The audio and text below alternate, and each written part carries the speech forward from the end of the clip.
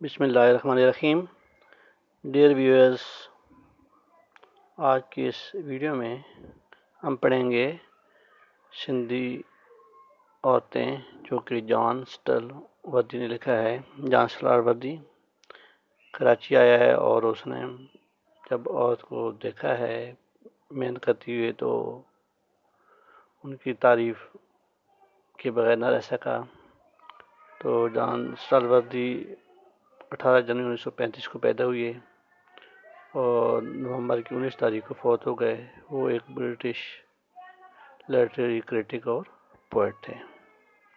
تو یہ جو کہانی ہے یہ کام کی عظمت کو خراج تحسین پیش کرتی ہے کہ جو آدمی کام کرتے ہیں وہ طاقتور اور بے باک ہوتے ہیں، اور جو بیکار آدمی ہیں وہ جلدی اپنی صحت کو خراب کر دیتے ہیں، اور جو آدمی ہوتا ہے، نکم آدمی ہوتا ہے، وہ اپنے آپ کو فٹ نہیں رکھ سکتا. اس کے علاوہ اس نظم میں شاعر نے کراچی کی تاریخی گلیوں کی تصویر کشی کی ہے اور کام کرنے والی عورت کی تعریف کرتا ہے اور داد دیتا ہے کہ جس نے عملی طور پر اپنے فن کو تبدیل کر دیا ہے، یعنی کیسے کتنی وہ محنتی عورتیں ہیں. تو viewers now translation of stanza number 1. Bare feet through the bazaar, کہ ننگے پاؤں بازار سے، and with the same indolent grace, اور ایک چال کے ساتھ. انڈولنٹ گریس یعنی ایک لہراتی چال کے ساتھ.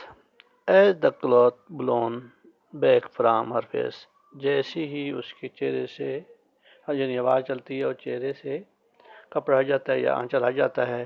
شی گلائز، وہ پتھر کے برتن کے ساتھ جا رہی ہے. ود اے اسٹون جار، جو سر پر رکھی ہے.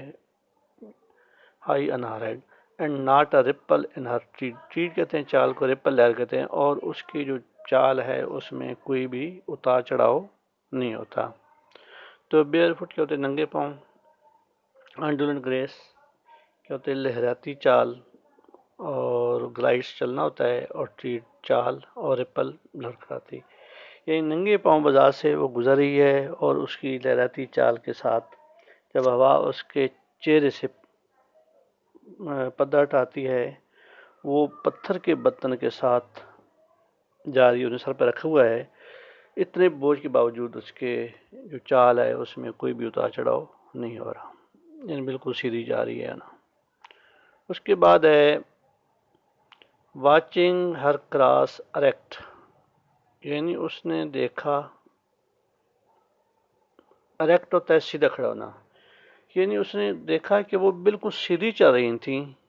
سٹون گاربیج اسکریمنٹ اینڈ کرمس، یعنی وہ تمام پتھر اور فضلہ پڑا تھا.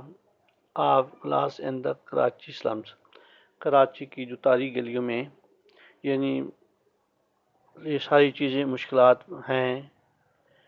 آئی ود مشٹوپ، میں نے اپنی جھکی ہوئی گردن سے دیکھا، جھکی ہوئی گردن سے ریفلیکٹ دیکھا.